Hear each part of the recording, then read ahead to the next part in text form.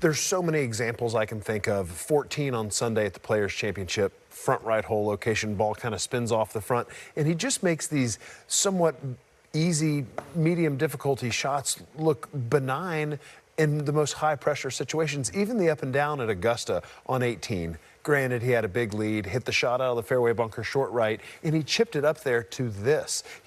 It's not fair to be that good of a ball striker and to have that kind of a short game. I guess the only thing the golf gods are doing is making him not the best putter in the world. He has a knack for holding shots in big spots to sort of kickstart a round. Remember the year that he won his first Masters, 2022. Early in that final round, third hole, he chipped it in. When he won the Players.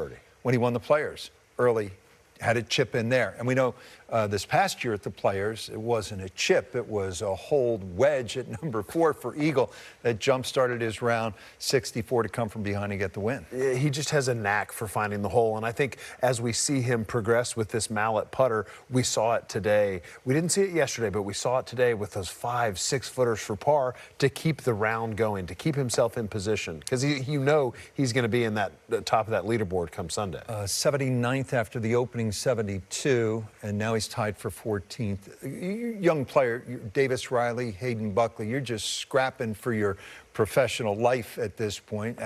Neither guy's had a particularly good season, but when Scheffler's on a board and he starts to put himself in position, you're a young player, you take a look and you say, oh, Scottie Scheffler's right there. I think a lot of these young players aren't playing in a lot of the events that Scottie's been playing in, these signature events. So being in this position now at the top of the leaderboard for guys like Davis and Hayden, yes, when they see him start climbing that leaderboard tomorrow as they're teeing off, it's going to have an effect. And they're playing under a ton of pressure. Davis is 151st FedEx Cup. Hayden's 185th.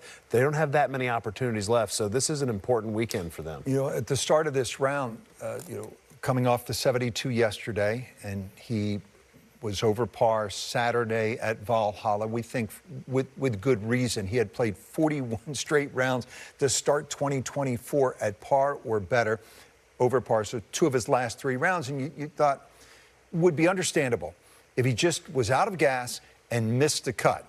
This will be 37 consecutive cuts made. That's the longest active streak, is it not, on tour? And he hadn't missed a cut since, I think it was FedEx in Memphis a couple of years ago in the playoffs. But again, it would have been understandable.